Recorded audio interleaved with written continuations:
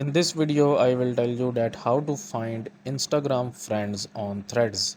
So before starting this video, make sure to like this video and subscribe to my YouTube channel for more tips and tricks like this one. So first open up the Threads application on your Android and iOS. Then go into your Threads profile.